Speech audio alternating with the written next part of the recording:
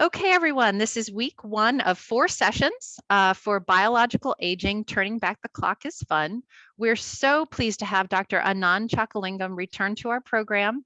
He's not only very well qualified to teach this, he's also just a very nice and pleasant person that I enjoy spending some time with on Zoom. So thank you, Dr. Chakalingam. I'll say that he is a professor of medicine at MU and has been based in Columbia since 2006. His major emphasis is cardiomyopathy, mental stress, and holistic interventions. I think somebody is, Marilyn, I'm going to mute you. Thank you. He collaborates with Siddha doctors, if I've pronounced that correctly, Dr. Chakalingam, exercise and nutrition experts and psychologists to optimize lifestyle.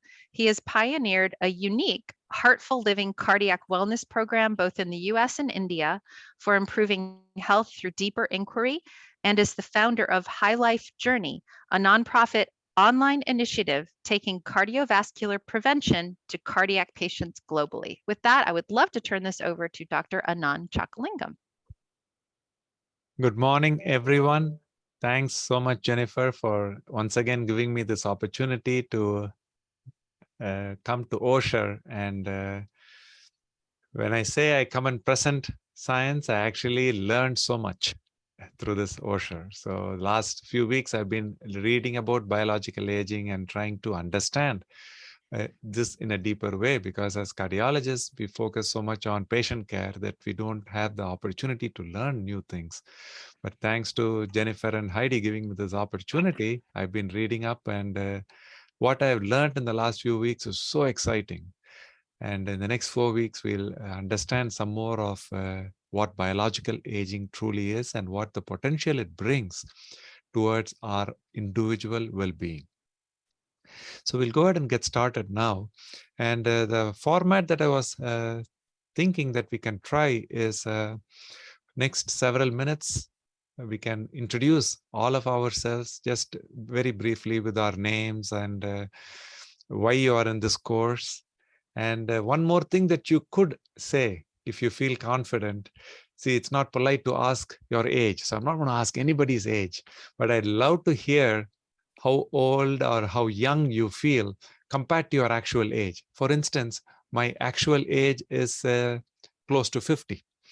And if I feel like 5 years younger, I would say just that. I'm Anand Chakalingam. I'm feeling 5 years younger. So I'm not disclosing my age to anybody.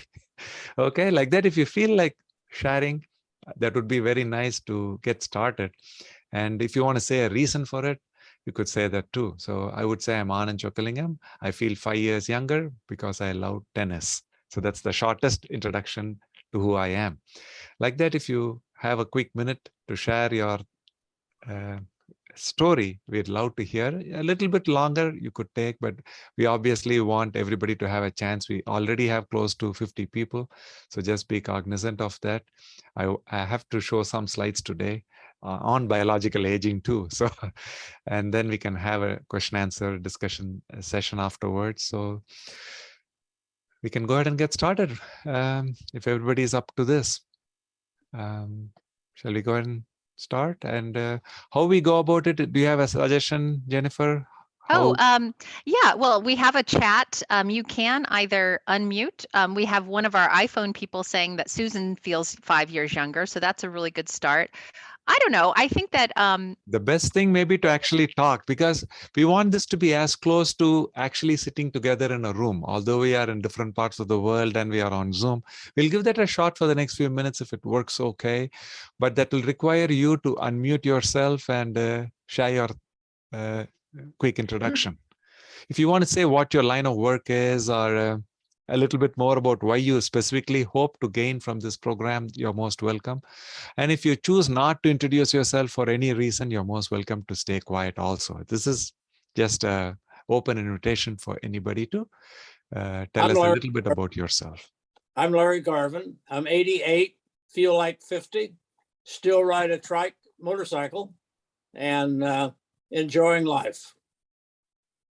My name is Jana Weiss, and I'm 67 years old, almost 68, And some days I feel like 30 and other days I feel like 67. And I'm retired and my grandkids keep me going. Go ahead, Marcia, if you'd like. I'm Marcia Lake and I am 75 going on 76. Most days I feel younger than that because I do try to stay active, but I'm finding as I age that the aches, pains, and tiredness is more present. So I'm in the class to see what I can do to slow down the aging process. I'm Jennifer Basket. Oh, go ahead. No, go ahead. Go ahead, Jennifer. I'm Jennifer Basket. I'm in my 60s. I probably feel 5 years younger, and I'm a retired nurse, and I would just love to hear what Dr. Chakalingham has as far as advice to feel even younger. Liz, do you want to go ahead? Hi, I'm Liz. I'm an OR supply clerk. I'm 34. I have 3 children, 2 are teenagers, and I feel 10 years younger. Marilyn, were you going to I'm say something? Marilyn Hope Lake, and this is my third Dr. Chakalingham, and since I've met him, I'm 80, almost 81. Looks like Marilyn's having some connection issues. I will tell you that Mary Reuter typed in that she can't unmute right now, but she's in her 70s but feels 50. Karen feels 10 years younger. Family member is recovering from a stroke. Anyone else like to come on in? I'm Barb Montgomery. I'm 67. I'm retired, and I feel much younger than that. I can't really say a number, but I feel much younger than that. Lisa? I too am 67. I'm taking the class as a refresher to remind me of some of the things in previous classes so that I can reaffirm some good habits. I look around and I look at other people that I think are the same age as me, and I feel very grateful that I don't have the problems they have, but I know I can do better. So mostly I'm grateful for my life, and I want my life to last longer and still be grateful for it. Anyone else like to pop in? Go ahead and just speak. I'm Stacy Summa, and I'm 64. I feel a lot younger. And actually, I know one of the participants, Jennifer Basket. She was my doctor's nurse years and years and years ago. I have a son who's now 32 years old. And right now I am babysitting my 7-week-old granddaughter. So I won't leave my video on because right now she's entertaining herself by kicking and moving her arms, but she's probably going to get hungry pretty soon. Thank you. Gwen, would you like to go ahead? Yes, I'm Gwen Jones, and I'm 77, and I feel like I'm 57. I'm pretty active. I first met Dr. Chakalingham when he saw my mother, who was 96 at the time. And we had a healthy discussion over atrofib and what medication we would use. But I'm grateful to be active and involved. Thank you. Thanks, Gwen. And Roderick, I see your hand up. If you can unmute, great. Good morning, my name is Roderick Evans, and unfortunately, contrary to everyone else, I'm 56. However, at times I feel 66. I'm 100% totally and permanently disabled from being in the Army, and I was a nurse for 21 plus years being in the Army. And when I met Dr. Chakalingham, same thing. He has given me a different outlook on things. And if anyone, and sometimes you don't have to be a part of the military, if anyone has fought that battle with depression being by themselves and hurting by themselves, they would understand that sometimes you do feel more than your age. So at this time, I do feel a little bit more my age, and hopefully I'll be able to conquer this. Thank you, Roderick, for sharing. Robert, I see your hand up. I'm Bob Rees, and I'm 82. I'm in good health. I try to play tennis pretty regularly. I'm particularly interested in learning about diet and things to eat and things not to eat. Thank you. Thanks for sharing, Bob. I see Susan has her hand up. My name is Susan, and I'm 69, and a lot of times I feel my age, but I had a hip replacement about 2 years ago. So a lot of times I feel 5 to 10 years younger. Kind of depends what's going on. So Francis, or whoever's at Francis's computer, would you like to? I'm 90. Oh, there's Francis. Almost Yes, thank you. 91. My oldest child is 70, and I'm just looking forward to the program. I do walk like a half a mile or up to a mile most every day. Thank you, Francis. Who else would like to take part? Hi, my name is Kay Wax. I'm in my mid 70s, but frankly, I just ignore my age. I have so many things I want to accomplish. So I'm just acting like I'm 40 and just keep on moving. Wonderful. Oh, iPhone, I see you have your hand up. If you could unmute, we can't hear you. Okay, I'm the other Susan. I'm 62. I worked in aging services prior to moving to Columbia, and now I'm a volunteer with Meals on Wheels. So I deliver meals to people in the aging community, though I am also aging myself. I just want to brush up on maybe the more recent research because I have a background in gerontology, but it was 11 years ago. So I'm just here to catch up and get acquainted with more people in the aging community. Thank you, Susan. And Scott Orr. Good morning. I'll be 83 in a couple of months, and I'm the beneficiary of excellent cardiac medical services by Jerry Cupp, who I think is on the thing today, and also his delightful, charming wife, who cheated a little bit because she's half his age.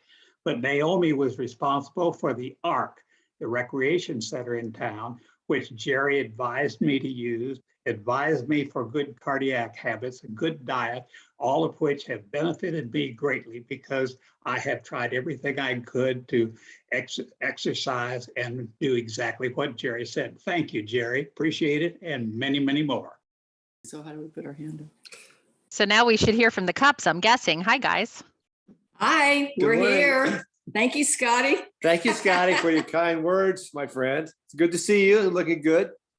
I just turned 80 about a month ago. I feel much younger than that. I've also known Dr. Chakalima that I've worked with at the VA hospital. He's an excellent cardiologist, and I'm anxious to hear what he has to say today. And since Scotty told my age and Jerry said he was 80, I'm really 40, obviously. But sometimes I feel like I'm 65. How's that? Close enough. Good to join Fantastic. everyone. Thanks. Welcome, everybody. Do we have anyone else who would like to say hello before we? So I'm Janet Hammond and I'm in my 70s. I feel younger and I'm interested in learning.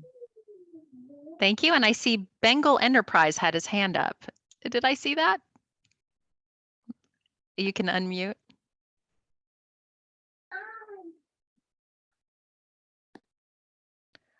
Anyone else while we're figuring that out? Anyone else want to say hello? I do appreciate Liz's comment. Everyone is so beautiful. Glad to be a part of this program. I agree with that 100%. All right, it looks like maybe most people who have wanted to say hello have said hello, Dr. Chuckalingam. Do you want to wait a few minutes or get started? Marilyn, do you want to once again say hi? Because last time when you spoke, we couldn't hear you. You'll have to unmute yourself. You'll have to unmute yourself.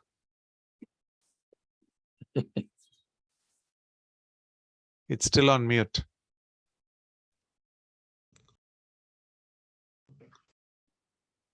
Push down on the space bar and hold it.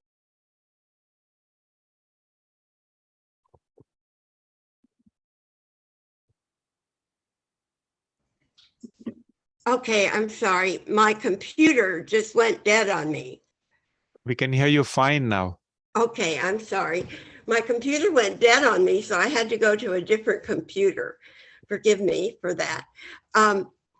I am 80, almost 81. I was afraid I was going to miss Dr. Chuckalingam's class today because I was out planting irises in the backyard with my son. And since I've been taking his classes, I've gone from feeling like 81 to feeling like 60. So I'm very, very grateful to you. And I'm sorry I missed everybody else's. I don't know what went wrong with my computer, but it just stopped on me. And now I can't get up the business on this new computer where it says chat and all that. So hello to everyone that I know, and I'll try to just listen. Thank you, Marilyn. Okay, guys. I believe we've heard from everyone who would like to say hello this morning. You know, if you didn't say hello this morning, we have 3 more classes and we have another hour of our class, so feel free. But go ahead, Dr. Chuckalingam. Well, so nice to see everyone here today. And we can go ahead and get started about this biological aging. I have some slides we can review today. And then the slides are pretty few, about 30 slides, so it shouldn't take us long. We'll still have 30 minutes to discuss our whatever we want to review today. And then the next 3 classes will continue to see where we can take this biological aging concept towards our own health as we move forward. So let me see if I can share slides.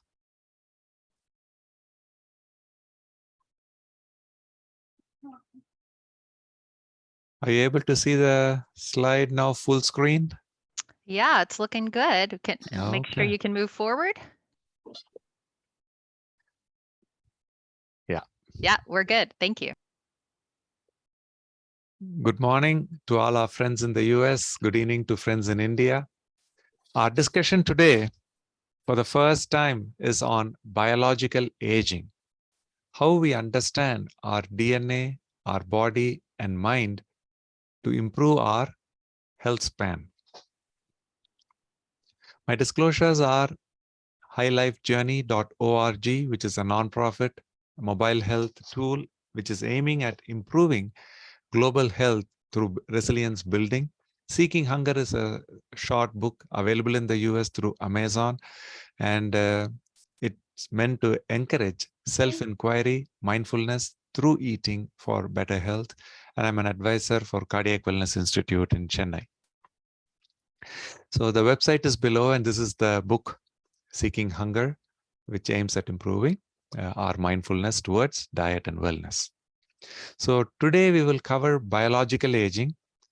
The next 3 Mondays we'll meet about mindfulness, the concept of flow or deep meditation during day-to-day activities, and finally how we put all of this together in High Life, which is our way of connecting within to find the resilience needed to move through despite heart disease or whatever challenges that we are coping with. We have an option right now. Either we spend time learning, which is theory, or exploring, which is practical. So learning would be like understanding backstroke, breaststroke, and things like that in a classroom. Exploring would be just getting in the water and trying to find our way through the swimming itself, learning the swimming process. Or we can try and combine both. Does anyone prefer just to learn? And if so, why? Does someone not want to talk at all? Just go and explore life. If you have any specific thoughts on that. Marilyn has been in this journey already earlier this year, and she asked me some very tough questions, which took me 6 months to come with some sort of an answer. And today we're going to answer some of Marilyn Lake's questions. But if she wants to answer this, or anybody else wants to say, Doc, I just want to learn the theory behind biological aging, or if someone else wants to say, Doc, let's just go and explore what we can do towards improving ourselves, or if you want to learn both. Anybody wants to make any quick comments before we move forward?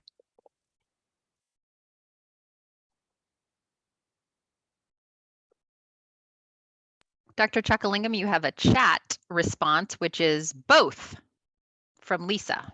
Okay. I'm leaning towards both. I think that has been what we've been doing for the most part in the last 5 to 10 years, especially in the COVID world. We've tried to bring in as much of the experiential or exploratory aspect of whatever we teach, because learning alone, I feel, is more theoretical and only adds to knowledge, whereas experience is so much more important for actual health. So that's what I'm leaning towards, but I definitely would love to hear your thoughts if you have any other strong opinion about what a Osher course through biological aging should entail. Liz says, I want to learn both. Excellent. So that's what we're going to do then. So this is what is biological age. Someone who's aged 35, that means her birth certificate and passport would say their age today is 35. That is our chronological age. But biological age, because of their health issues or mental stress or adverse childhood experiences, whatever the individual has gone through, they may be at the age of 40, although their chronological age is only 35. What this biological age implies is their health span or even lifespan is shorter because of their accelerated aging. Take another 35-year-old whose biological age is actually lesser than their chronological age. This might be because they inherited some extremely good genes, or they had a very good lifestyle, eating healthy, exercising, playing sports.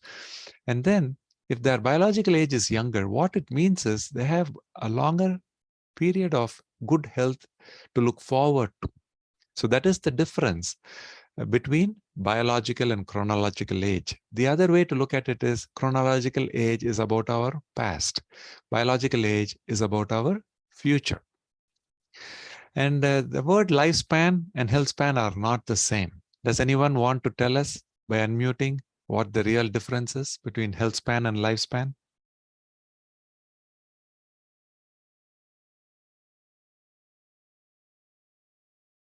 You'll have to unmute yourself.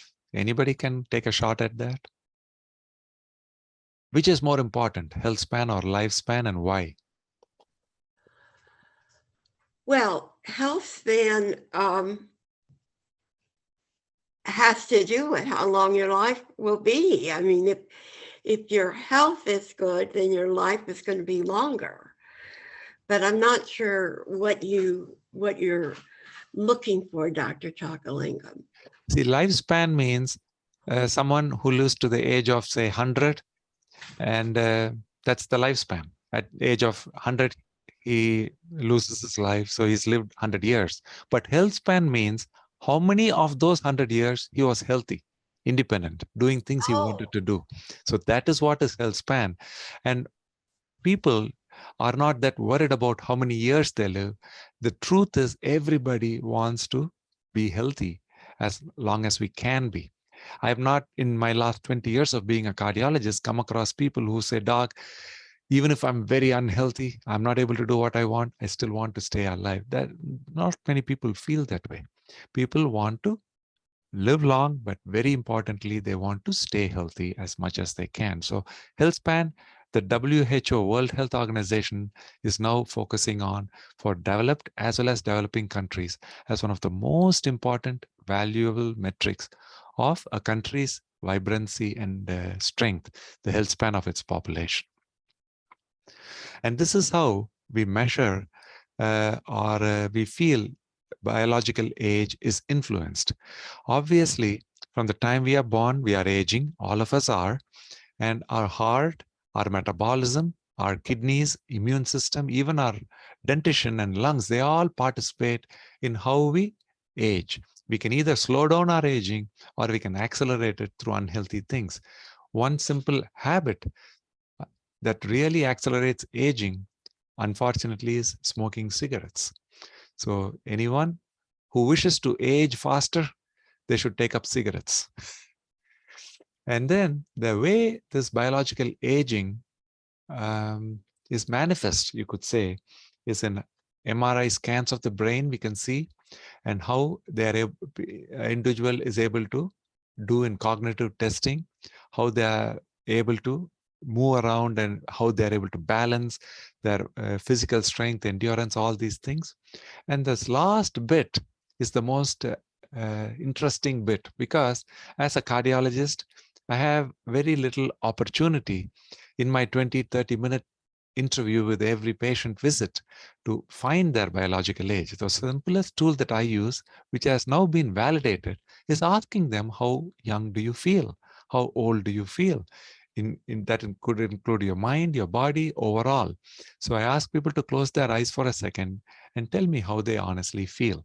And this perception of aging, which is based on our attitudes, our perceived health, our appearance, and the facial aging, all these things put together independently correlate very, very well with the DNA-based measurement, which is very sophisticated, and it's called EpiAge.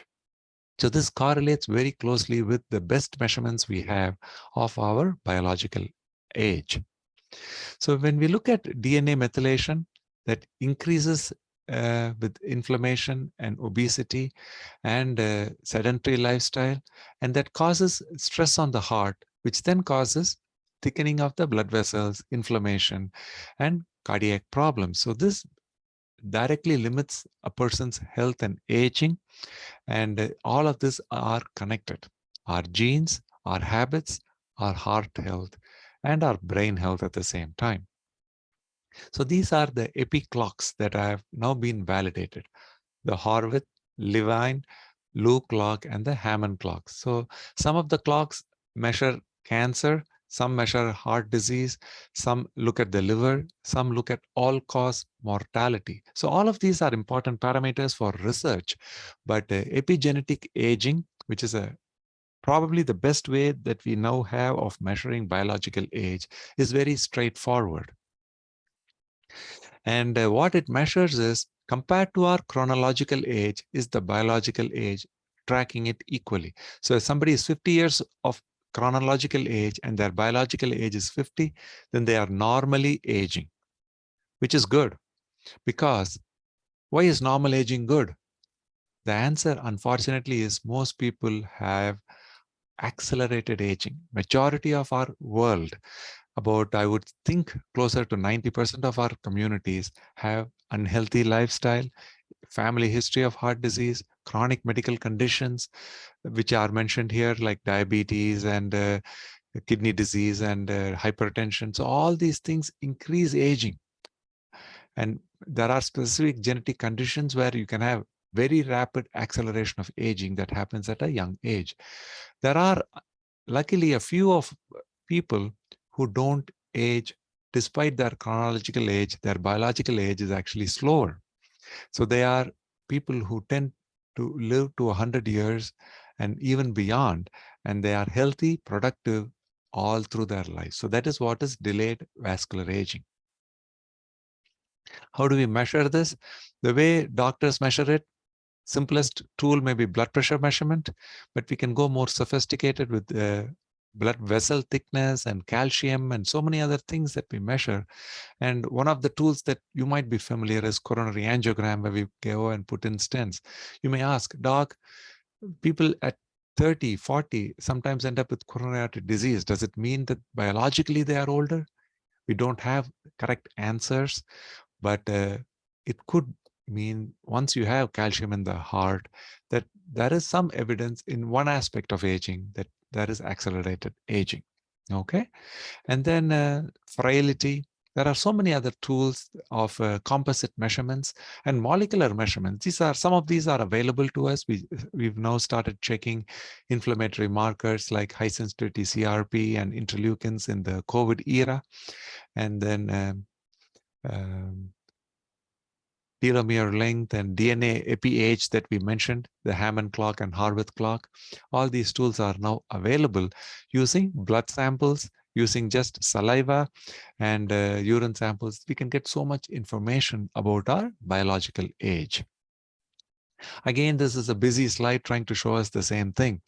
But importantly, if we see red color upward pointing arrow, that's not a good sign. It means we are aging faster. So let's go through real quickly what we know today. As far as biological vascular aging, the things that we know for sure that seem to increase aging end up being obese, having type 2 diabetes, kidney disease, autoimmune disease like lupus and rheumatoid, HIV, familial cholesterol problems, calcium in the arteries, and premature aging syndromes. That's very, very rare. I've not seen actual people with that syndrome. It's so rare. And men, unfortunately, seem to age a little faster because the estrogen and premenopausal hormones in women seem to be protective against aging itself. So women are protected until menopause. And then high salt intake, refined sugar intake, smoking, alcohol excess, and drug abuse, all these things accelerate aging. And then getting good physical activity, adequate sleep, more fruits and vegetables, nuts, seeds, and legumes, and limiting alcohol may improve our aging. Air pollution is a challenge throughout the world, and that is accelerating aging for all of us, especially people living in highly populated cities. And lifestyle of the mother may accelerate aging of the child. So all these things are important to consider. Psychologically, chronic stress, especially in this COVID world, there is so much increase in mental stress that we have to be cognizant of how to manage that a little better. Family history of heart disease, we already discussed, unfortunately adds a risk of biological aging. And the opposite of it, some children of families where people just live long, healthy lives, they are blessed with good genes. And then low socioeconomic status, having to deal with food insecurity, hunger, poverty, all these things accelerate aging. So this gives you an overview of what our life circumstances bring to our biological aging. Any quick questions on this? Because there's so much information, I'm glad to answer any quick questions here before we move forward.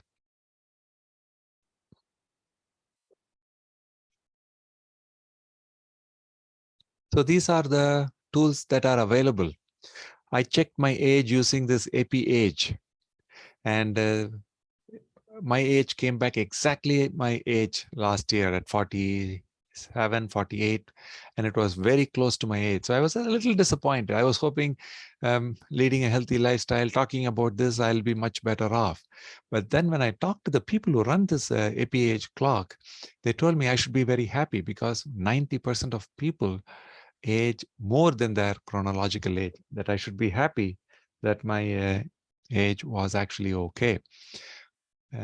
That's what I tried. And then there is another one that I came up on the internet. So these things are available. Just with a little bit of saliva or a blood test, you might be able to find your biological age. The cost, I think, is around $100 or $200. And these are the simple things to think about. So this is what is published in a recent cardiology journal. And I don't recommend any medicine. So what is available in the literature as being researched. I'm just showing you here.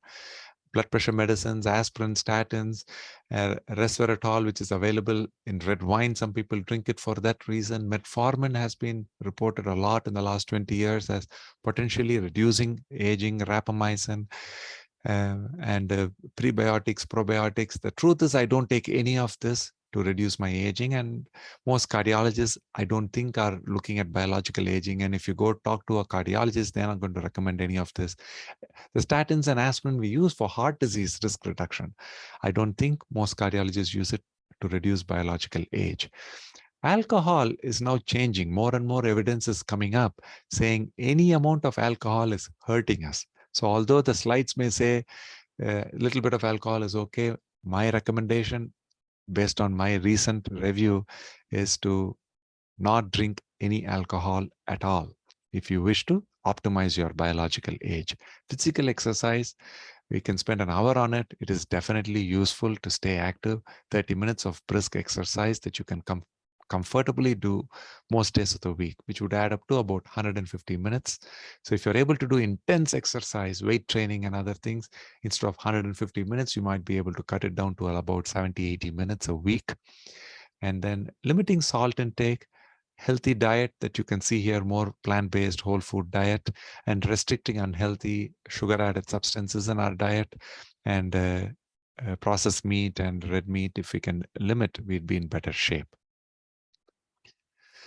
And this is how nutrition plays a role. When we talk about nutrient overload, that itself causes a little bit of inflammation, insulin resistance, and it can cause immune dysregulation and hyperglycemia, leading to more microvascular dysfunction, interstitial fibrosis, stiffening of the heart that can over time lead to heart failure. So these are the mechanisms by which excess food can be a direct challenge to our aging and to our health.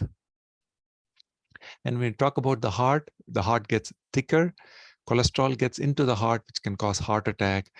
Impaired relaxation means the heart is getting stiffer. People at the age of 95, 100, 110, the heart is usually showing definite evidence of stiffness. That is an aging-related change.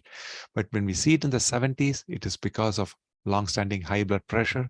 Unfortunately, we are seeing it in 30, 40, 50-year-olds, the same stiffness. And most often, the reason we find in our communities is because of having a lot of excess weight from a very, very young age. So the heart getting stiffer, interstitial fibrosis, and microvascular disease means there can be angina, chest pain, like a heart attack, but we cannot do a balloon or stent or bypass surgery. If the main 3 arteries are open, we are a lot of times limited as cardiologists in what we can do. So this microvascular disease is a challenge of inflammation that we see in our communities. So this is another slide which tries to show the relationship between our mind and our aging.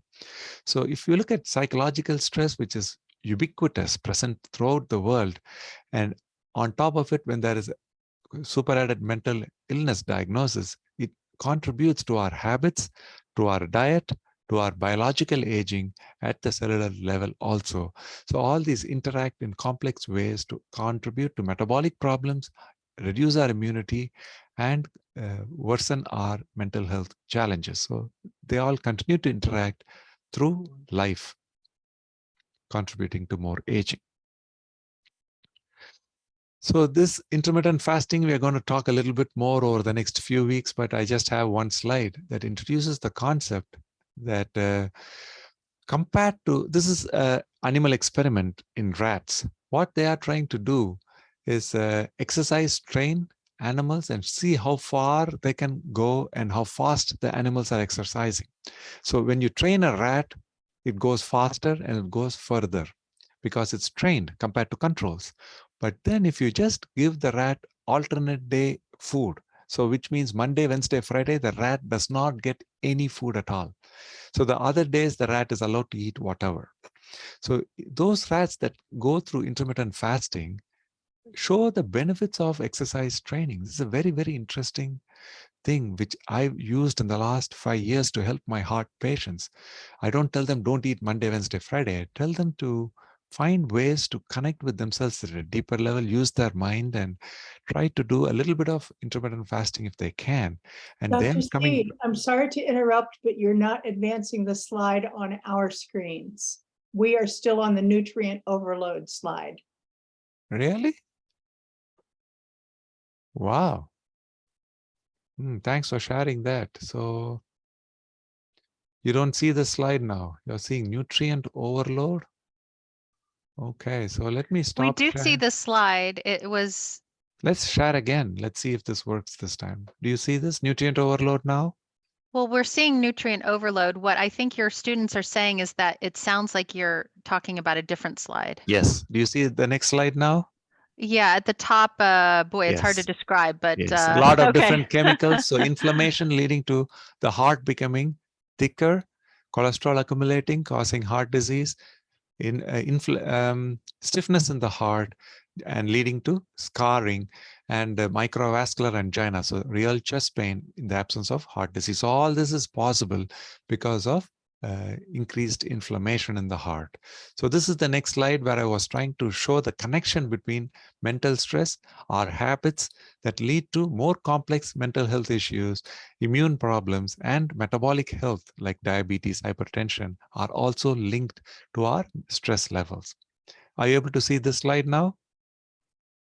Yes, at the top left, it says mental health, Excellent. stress, and So I think we are now back on. Excellent. So this was the slide where I was trying to show that rats that get food alternate days only, that's called the intermittent fasting rats, they are doing much better than the control group. They are doing closer to fitness trained rats. So instead of going to the gym, if we limit the food intake, that itself is a form of physical exercise equivalent. So that is what these animal studies are suggesting. And I've been working on a stiff heart for the last 15 years, how to make the heart less stiff through exercise, through cardiac rehab, through home-based exercises, through tailored upper extremity exercises for disabled veterans. So I've been doing a whole spectrum of exercises. But now what I'm sensing and what I'm actually finding through heart failure patients is that their exercise improves more through weight control and eating healthier rather than through exercise training. So this is a very huge shift in my focus from adding more exercise to asking people to eat less towards improving their heart health. Okay, so it's called intermittent bioenergetic challenge, which can promote heart health and fitness, and the benefits may be more similar to actual fitness training in the gym. So you don't have to go to the gym, you can stay at home, and if you're eating healthy things, and if you're considering intermittent fasting, you might be getting very good benefits. This applies a lot for people with disabilities. And then this is a very interesting look at what are the various influences on biological aging. So what we are seeing is smoking causes a big problem. Excess weight is a big problem. Any significant increase in alcohol intake, and we want to encourage physical activity. So this is what we are seeing. Alcohol excess causes rapid aging. Improving the diet reduces aging, and education plays an important role. Physical activity is good. Getting adequate sleep is good. Cigarette can significantly increase aging. Look at the spike. So any amount of smoking is harmful. That is what this tells us. And then when they relook at the specific influence of various components, this is what we are finding. Alcohol has a minor influence of increasing aging, whereas negative influence on aging is if we improve the food that we eat. The maximum benefit we can have is by changing our diet. Education is useful, physical activity is useful, adequate sleep is useful, avoiding cigarettes is very useful, and collectively we can significantly improve our biological age when we impact several of these things in our day-to-day living. This is from a huge study looking at the risk for heart disease development in young people, the CARDIA study. This is finally one more quick look at age acceleration. So physical activity, when we are doing more physical activity every day, every week, then we are actually reducing the biological aging. But the other component here is this works for people who have excess weight in them. If your weight is completely normal, then the benefit is not that high. So what this means to me is the most important thing is not adding extra weight in our body. And if we have extra weight that we are able to safely, intentionally lose, then at any age, we have to target that, avoiding excess weight and giving away excess pounds. That might be the best way to minimize biological aging. A close second would be adequate exercise. Okay, that's what I understand from this information that's recently published. So these are the various clocks that they have looked at for BMI. When the BMI increases, aging accelerates. So this normal, the best BMI may be between 18 and 24. Okay, and that is where we should target if we want to minimize aging acceleration. Waist circumference also plays a big role in this. And they check this with two different clocks. One is PhenoAge and the other is GrimAge. And these may be the most beneficial clocks for heart disease. And they showed both benefits with optimizing weight and with the waist circumference.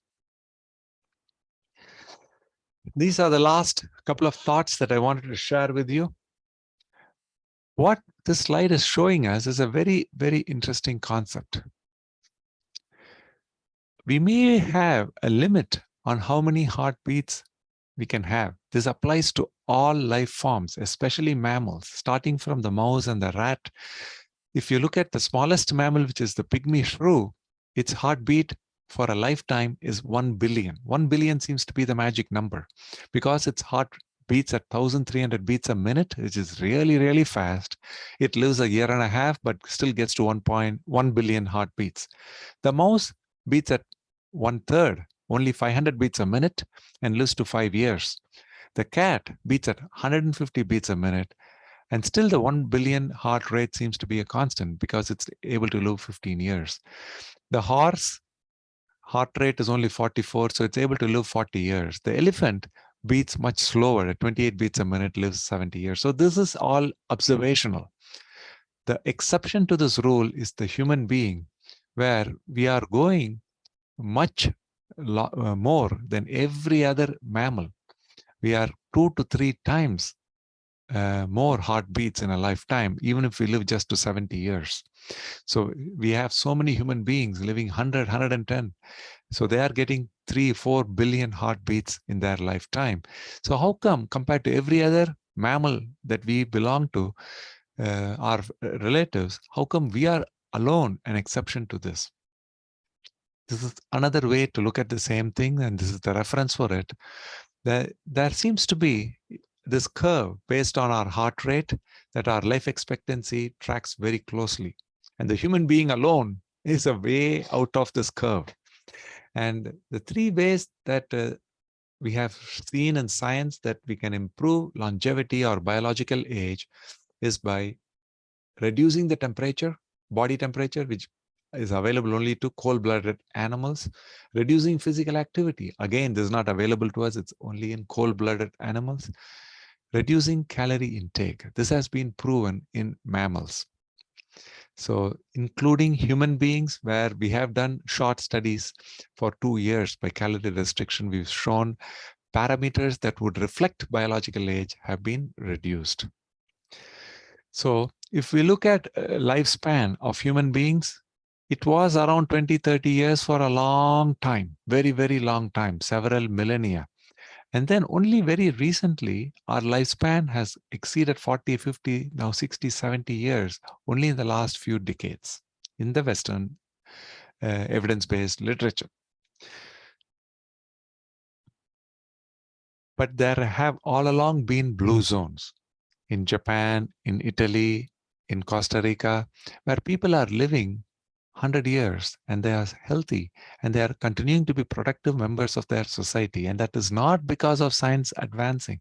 It is in fact in these blue zones that I just mentioned, people are living primitive, hardy, life, and they are still living longer. So that does not even come under this graph. And then we know from yogis of thousands of years and siddhas who lived in southern India that living 100 years is a given for people who live that type of lifestyle. And they continue to live 100 years even today, very comfortably. So what is the secret? How do we embrace what it takes to improve our longevity? That's what we want to cover in the next few weeks also. This is a very, very useful paradigm for us to recognize, because this comes from the American College of Lifestyle Medicine, where through healthy lifestyle, they've adopted and compared this with the blue zones that I just mentioned. And there is so much overlap between eating healthy, physical activity, avoiding unhealthy behavior like alcohol, avoiding excess stress, getting a good amount of sleep, and having strong social ties. So these are the 6 pillars of lifestyle medicine, and they correlate very closely with why people seem to live a lot longer in these blue zones. In the blue zones, people eat wisely. That means they don't fill their stomach all the time. They move naturally, which means instead of getting on the treadmill, they have to go hunting or fishing or farming or whatever hardy lifestyle that they live. And they naturally respect their environment, and they have deep purpose in life. They get adequate rest because they don't have that interaction with the internet and social media and other things. And their family ties are 6 times stronger. In the US, we have 1 or 2 friends. There they have 6 friends that they have lived last 90 years with. So they grew up with the same communities, and they stay strong and closely connected with the same friends. So those are the things that seem to make them survive, not just survive, thrive, and maintain an amazing health span throughout their lifetime. And their inflammation is lower, and that leads to their well-being, longevity, and health span. Okay. So this is coming back to cardiology. We want to optimize heart health, kidney function, reduce inflammation, and we look at exercise as central. But unfortunately, although this comes from cardiology literature, being a cardiologist, my ability to encourage exercise is limited in many of my patients because of their heart failure or angina or high blood pressure or whatever challenges that they are coping with. I cannot encourage them to go to the gym and suddenly become super athletes. We encourage as much exercise as they can, but we also encourage what we now call high life, which is our way of intuitive living, practicing mindfulness, using our mind-body methods, which are very, very simple, and which will take the next 3 weeks for us to go through once again and find out how we can get all these benefits despite wherever we are in our current state of health. So the mind is important, the body is important. Obviously, we heard a lot about how the genes that we inherit play a big role. But I want to leave you with one more variable that so far I did not understand very well. I understood so much more about this variable this last 2 days trying to put these slides together. Why? What is this variable? We're going to learn about this in the next 3 weeks. And I want to thank so many of my collaborators from cardiology, from Siddha Integrative Medicine, and exercise physiology, behavioral psychologists, and my students and residents who helped me in this journey in understanding not only cardiology, but also health span, biological aging, positive psychology, and so many tools that we use. So this is the last thing I want to share with you. This is a very simple graph. If you look at this line, you don't have to worry about all these circles. That'll take me 1 hour to explain to you why I came up with these 4 different colored circles. But what I want to say is we are at risk for heart failure if our BMI and age exceeds 100. See, my age is say 50. If my BMI was 53, that means I would be 103. So that could mean that I have a high risk for developing heart failure. So how I came up with this graph is a long story that's for cardiologists to worry about. But for practical purposes, if somebody's age is only 40 and their BMI is 60, they are getting right there at the risk of heart failure. Somebody's age is this graph goes only up to the age of 65 or maximum 70. Beyond that, it doesn't even work. So this is the question that people asked me last time when I presented this and said, Doc, I'm already past this graph's age because your graph goes only up to the age of 65 or 70. What do I do? And that question was asked by one of my friends. And this is where her graph was based on her BMI being more than 40 and her age already being over 80. She was already past this line long ago.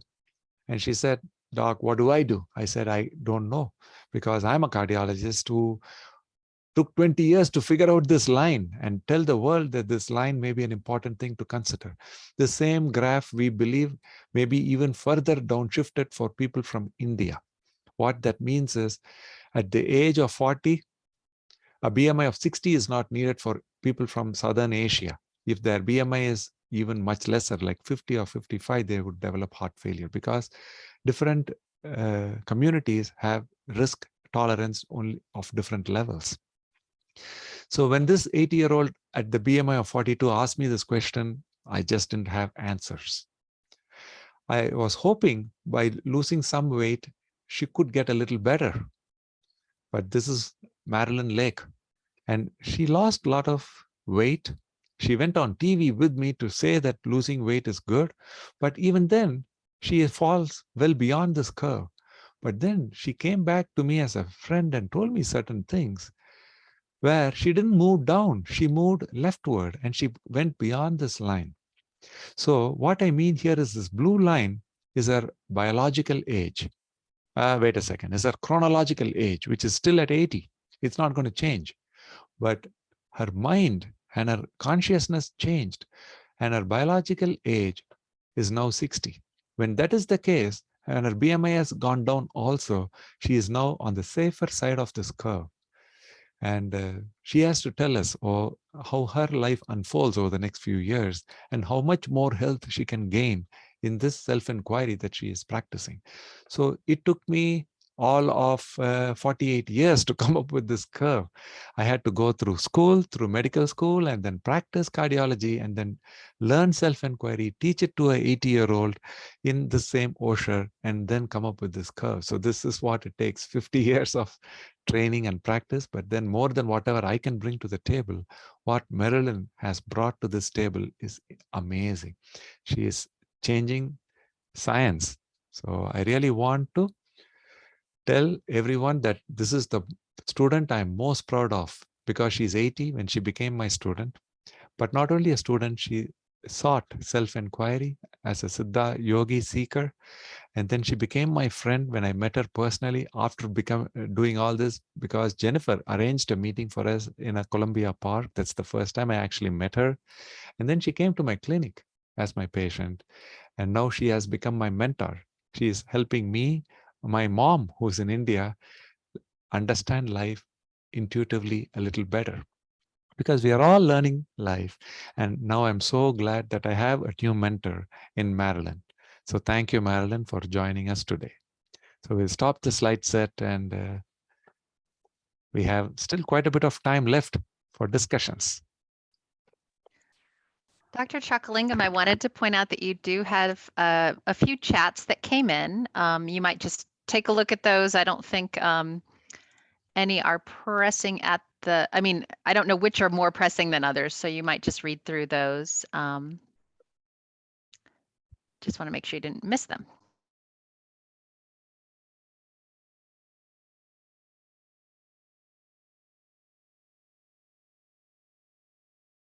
Wow, there are a lot of chats. I'm just, do you see the chat with me on my screen now? Or no, you don't, right? No, no, Okay. we all can see chats independently though. People Okay. can just click open the chat window. So people are, I think at 9:40, they were talking about how young they are feeling. That's amazing. Now we'll go on to, everyone is looking beautiful. Yes, this is an amazing space. I love being on OSHA more than being a cardiologist. Don't tell this anywhere outside. This is my best part of my week. And then Dr. C's book, Seeking Hunger, is also at Daniel Boone Library. Yes. You can check it out at the library. And I think it costs like $7 or $8 on Amazon to get it, maybe much lesser if you want to just get an ebook. And then I want to learn both the exploration and the knowledge. I think that's what Liz was saying. And then I'm on my 4th week of Dr. C's program. So Liz is saying this. I have so much energy than I did when I first started. Health span affects your lifespan. Healthy, long life means living life more. Beautifully said, Liz. Thanks so much. We'd love to hear you actually speak, Liz. So let me first finish up whatever is there in this chat, and then we'll open it up. Health span can measure the quality of life. Beautifully said. Enjoying my life every day. Does one have to be a patient to be able to attend Dr. C's program?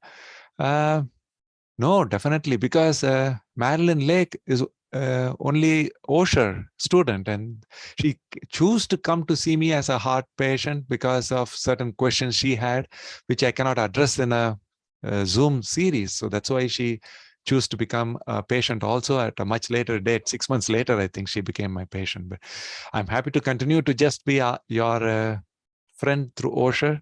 But if you need help, this is where I work in Columbia, Missouri. So you are welcome to come and see me if you think I can help you as a physician also.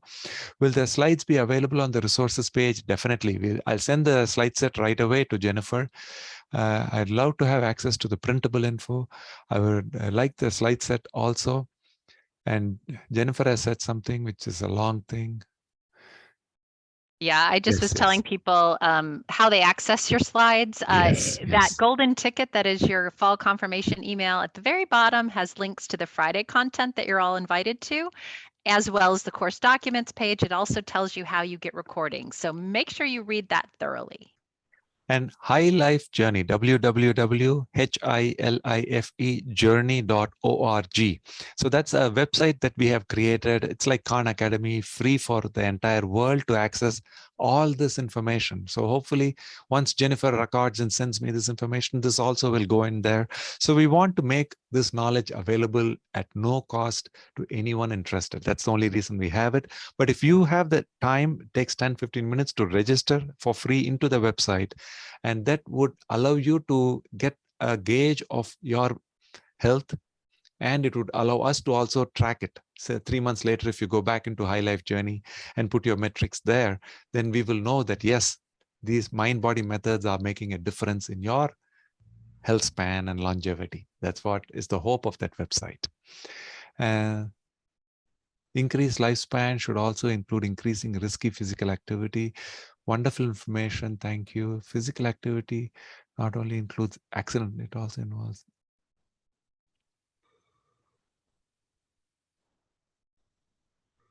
Can we somehow take part in your wellness program? Yes. So this itself is the wellness program. I give my 100% to these Heartful Living courses. The High Life series is now manifesting through these biological aging courses. So today's session is somewhat theoretical about biological age. The next 3 sessions are the actual Heartful Living that you will learn why it can make a direct difference. Just the same content is what Marilyn went through a few months ago. I'd love her to actually introduce Heartful Living because she is not only the recipient, she's benefited from it, and she's become a more Heartful Living than Anand. So she'll tell you some more about it.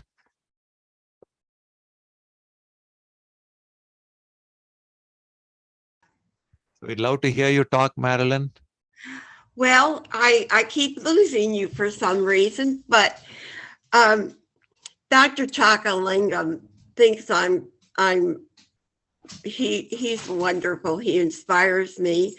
And from taking that first course, there were several things that made a huge difference. I've now lost 42 pounds. And I know that Lisa Isaacson has lost a lot of weight too recently. But the thing is that I'm so much happier since I've been taking his course because I can do things again, especially after this weight loss, but it's not just the weight loss. He teaches you that hunger is good and that you should fast. And that doesn't mean going a whole day without food necessarily.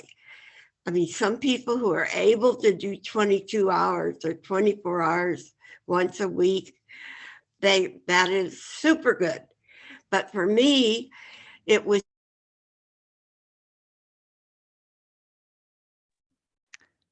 Oh dear, I think if you're experiencing this as well, I think Marilyn's connection's not great. I'm going to stop her video.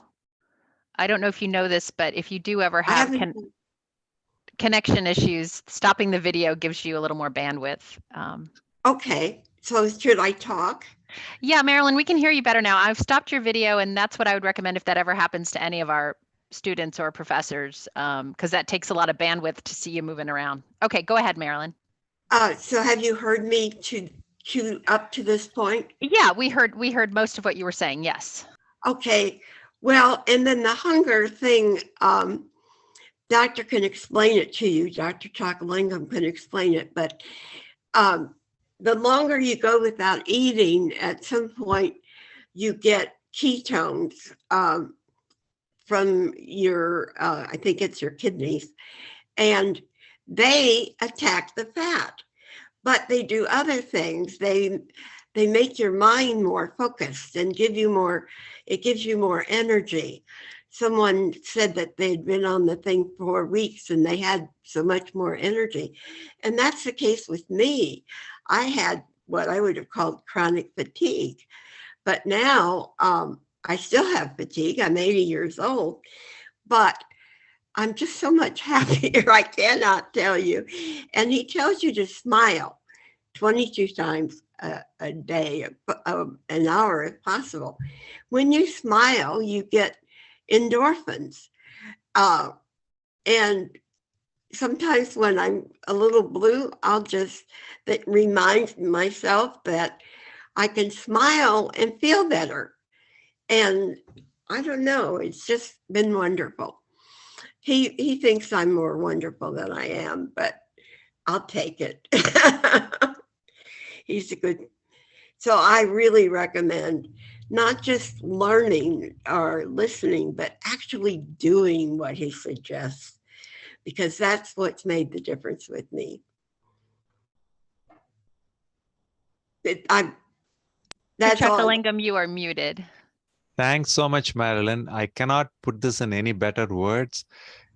First, when I met her, she asked me this question, Doc, I'm more than that age cutoff that you have. What does your instrument mean to me? I was at a loss. I didn't know how much help I could do for her. But then she tried this, and then she's come back to me and said, whatever, as a cardiologist with my research, I came up with that graph. She has disproved me already. I drew the graph so that in the next 5 years, I'll work on it and disprove it. But she took only a few months to disprove it. So now, even until yesterday, I didn't understand how she's feeling this much better. When I drew that graph once again with her actual story on it, and then put the biological age much lesser because that's based on our perception, then I realized, yes, she has truly moved the needle so much that she is able to experience this level of health. So if it is possible for Marilyn, who's been dealing with trouble breathing for 15 years, then it is possible for majority of heart failure patients. That is what she has now shown the world. So thanks so much. I cannot thank you enough, Marilyn, honestly. We are so proud of you. You gave me this ability. And then I asked her, what should I do? Then I was expecting when a doctor asked that question, she said, you refill that, you do this medicine for me, Anand, you do that. Instead, she said, Anand, you go home and spend time with your family. That's what she said. I was wondering, what is she saying? And then she said it again and looked me in the eye. And after that, Marilyn, honestly, I'm making more time for my family. Oh, I'm so happy. Because all this theory we talk, until we connect with ourselves, then it's still only theory. So that's the difference between life and whatever we discuss in slides. Thanks once again for everything that you do for us, Marilyn. Thank you. There are a lot of people on this that I recognize their names that are just doing amazing things for their age. And but I appreciate the fact that your course had made it possible for me to really live a relatively full life again. It's getting better and better. Excellent, Marilyn. So for people who have quick questions about the slides we discussed, about the concepts that we covered, let's answer those next. Just want to remind people that they're able to either use the chat function or raise your hand and unmute, or just unmute if you can't find the raise your hand.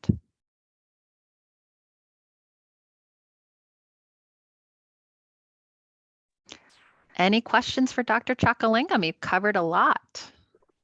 Are you going to be addressing at all dementia as part of the aging process and things that we might do to deal with the potential of having dementia?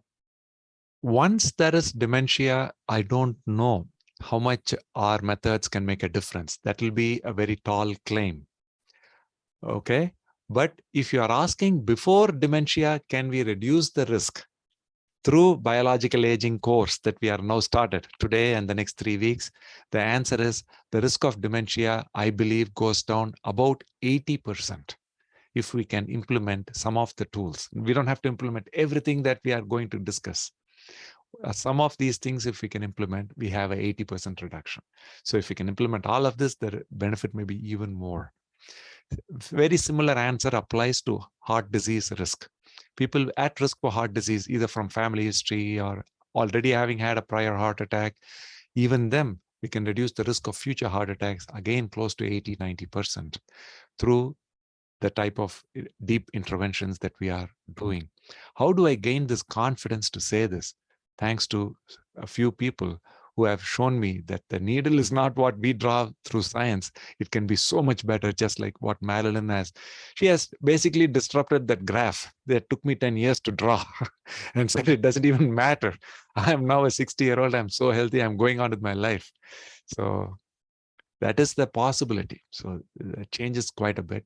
Then the real question is not how much risk of heart disease and dementia reduction that we can gain. The question is how confidently, comfortably can we sustain the needed healthy lifestyle? That is where the real question becomes. And for that, we can continue to explore. You can say, I've tried to live healthy all my life because my parents are both doctors. And I myself a cardiologist. Obviously, cardiologists don't want to have a heart attack, believe me.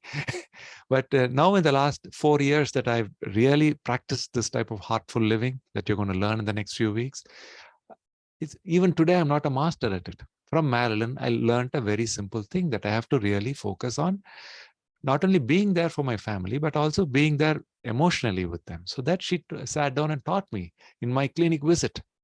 So I'm learning that from her, like that every day. Today, I would have learned so much from this interaction with everyone through OSHA.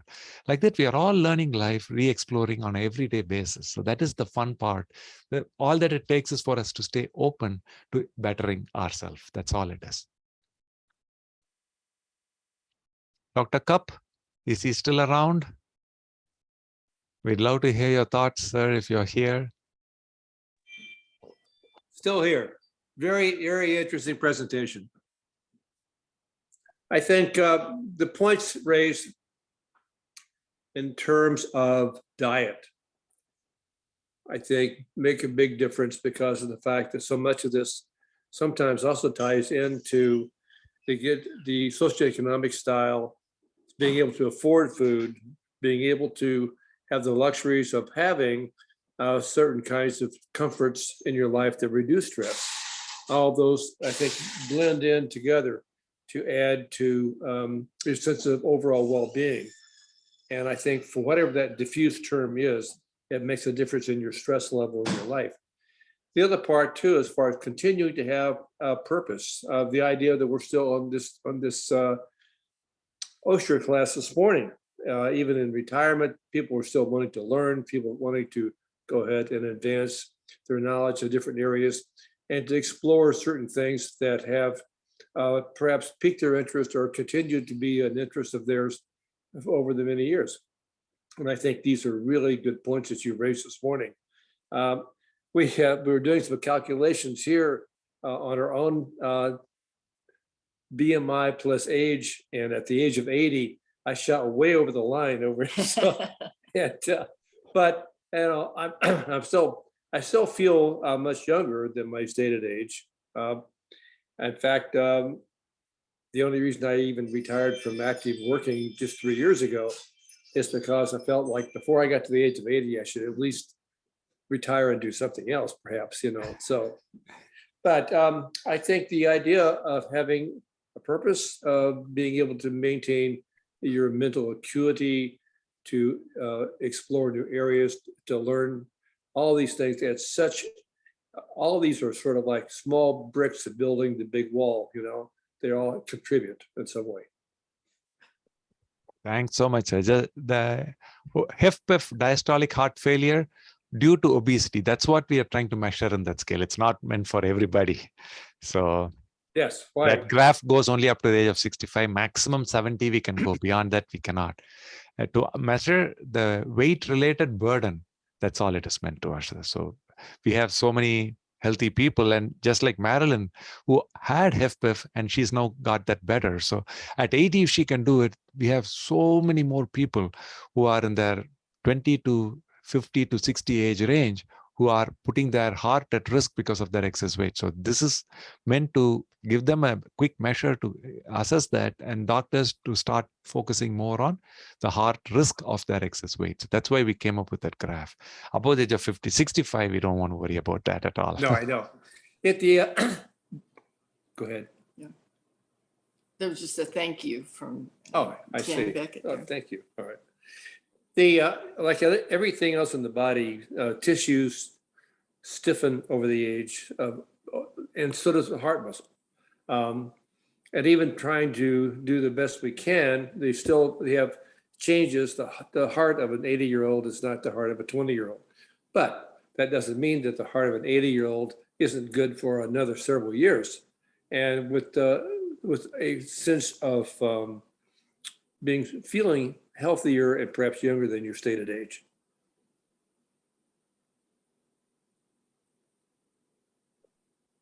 Scotty?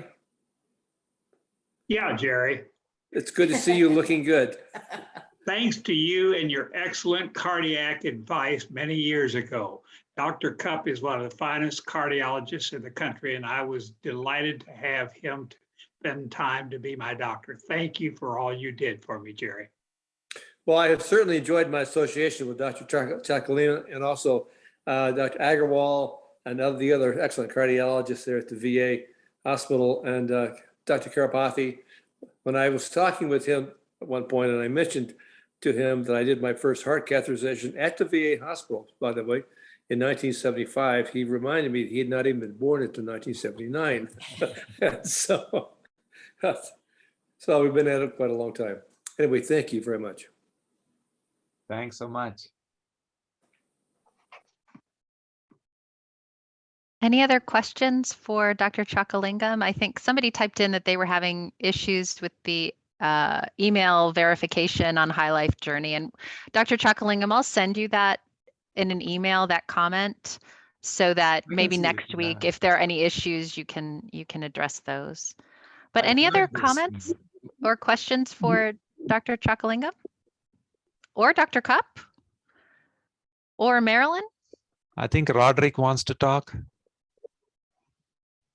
I think the biggest comment, or the only comment that I have right now, is that I am truly envious of all of you young folk who are above the age of 60, because the things that I've gone through, usually they tell you once you are active, and I was very active, in the Army, 21 years, 165 pounds soaking wet.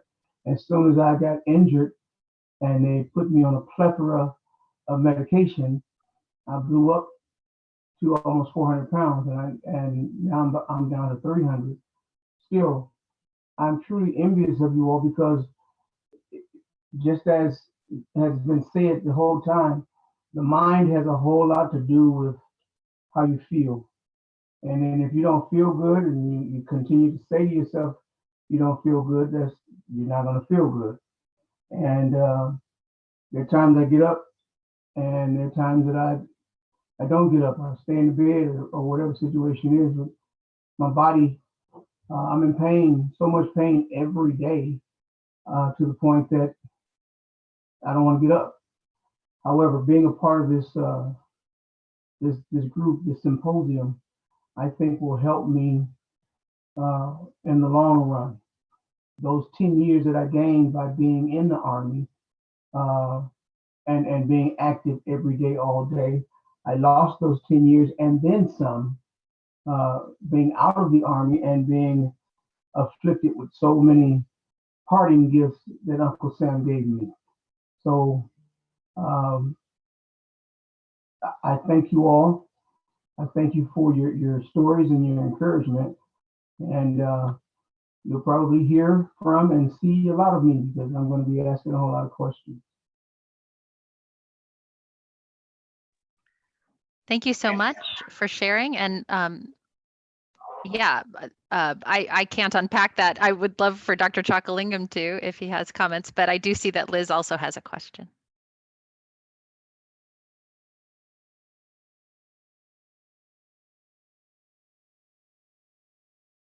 Dr. Chakalingam, did you want to speak to Roderick at all or go on to the next question? So thanks so much, Roderick, for joining us. He is a military nurse who's dealing with a lot of health issues, but he's doing it in a, I would say, remarkable way. Being in the healthcare profession, he understands this at a deeper level. So he travels all the way to be here for 2 hours to come to our VA and get the type of testing that we are doing for him. And I'm so glad he's able to participate in understanding how our program works. So this program of positive psychology, which is what we could call this mindfulness, self-inquiry based cardiometabolic resilience that we teach. And I didn't know that we can reverse biological age until a few months ago. Marilyn knocked on my door, came to my clinic and said, "Doc, I'm 20 years younger." And then I'm thinking, wow, that too in a heart failure patient, when Marilyn can get 20 years younger, that is biological age reversal. So the first time I'm even talking about biological age is after someone in our program has proven without any doubt that biological age can be reversed. So when that is there, then heart failure is easier to reverse. The things that lead to heart failure, like hypertension, diabetes, excess weight, all these things are much easier to address.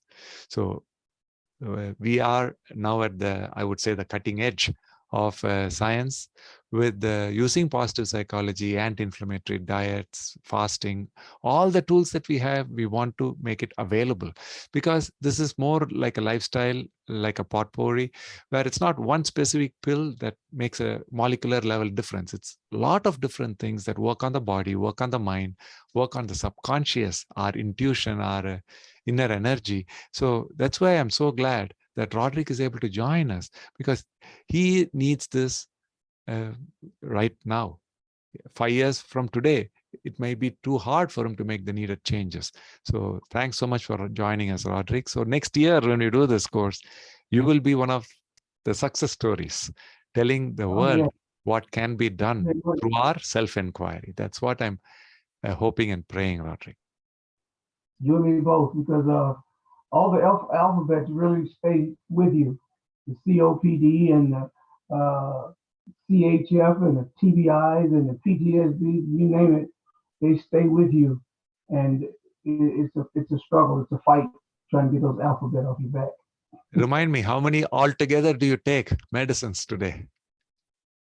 Actually, you mentioned someone who was 30. It's actually 53. I'm taking, and I have to take them morning, noon, evening, and bedtime. Did you say 53? 53. I thought it was 37. I didn't realize it's 53. So we are going to work on all 53 of them, Roderick. Thanks for joining us. Liz, before we close, quick comments. Hi, I'm at work. I just clocked out to hide in a closet to do this. So I started seeing Dr. C because I have high blood pressure. I've had high blood pressure since my last pregnancy. I had preeclampsia.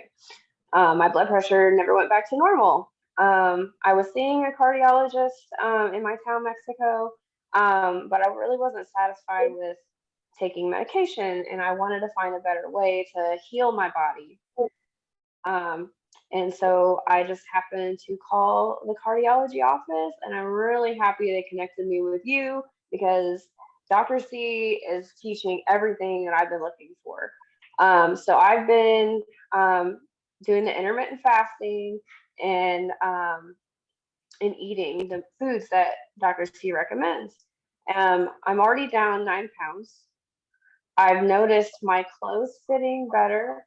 When I first started working at the hospital in May, my joints hurt. I had to sit down a lot. I was tired. I couldn't even walk up the stairs, and I'm only 34 years old. Like, I shouldn't feel that way. Today, I had the main phone. I work in the operating room, or I'm in charge of materials. So when the ORs call me to get things, I have to move fast. And I used to struggle. And now I'm zipping around, getting things where they need to be quicker so I can help those patients in the cardio OR. So, yeah. So thank you, Dr. C. You're changing my life, and I'm so thankful. I'm glad you could make it live for these sessions rather than just viewing the videos. Thanks so much for joining us, Liz. Thank you. So yes, Dr. Chakalingam, I think you said a quick comment because we are at 11:01. This class is 90 minutes.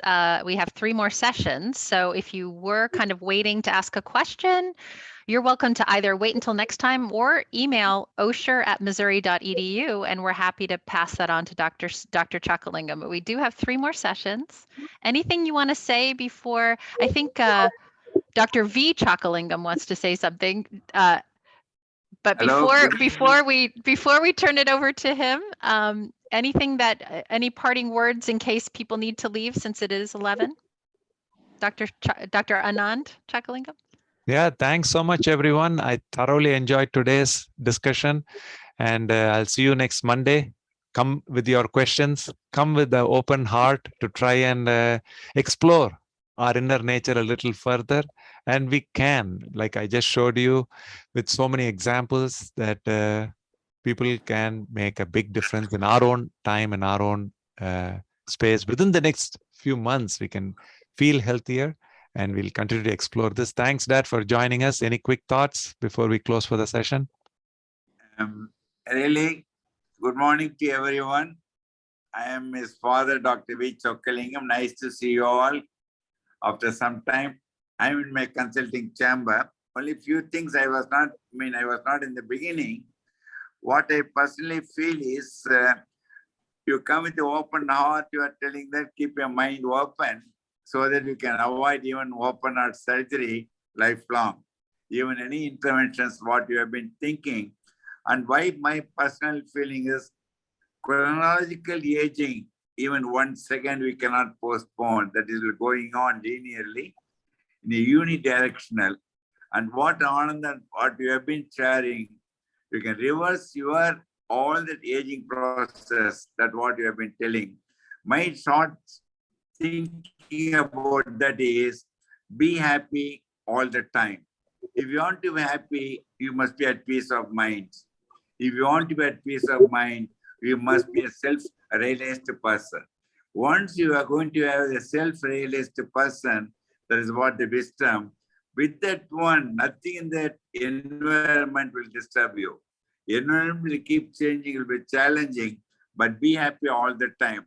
I really appreciate Anand for the excellent work you have been doing, and all must get benefited.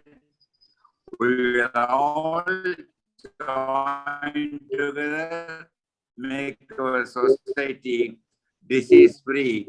Even at the age of 100, running 80, I am feeling much younger than Anand. I am really gaining a lot of points, what he has been telling.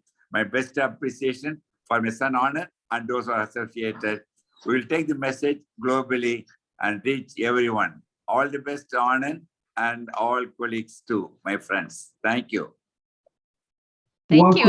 And I hope you all know that was Dr. Anand Chakalingam's father who's joining us from India, if I know that correctly. And I'm sorry, I interrupted. Somebody was saying something? I was saying just one quick success. Since I met Dr. Chuckalingham, I've lost, what was it, sir, 22, 23 pounds in Yes. 2 weeks? Yeah. This is amazing, Roderick. We'll get to hear some more about this over the next few weeks. There is so much that we can do. And it's so nice to have a beautiful group gathering with us today. Thanks so much, everyone. Have a wonderful week. Keep smiling 20 times every hour. Yes, thank you, everyone. If you ever miss a class, you can email osher@missouri.edu to get the recording. Thanks for the clapping. And boy, what a great way to start. This is our first class of the first day of the Osher Fall 2022 semester. And spending it talking about healthy aging is a really good place to start. So thank you, Dr. Chuckalingham. I look forward to seeing all of you next week. Same time, same place, same Zoom link. And any questions, just let Heidi or me know. Okay, thank you so much. Okay, goodbye, everyone. Thank you so much. We'll see you next week.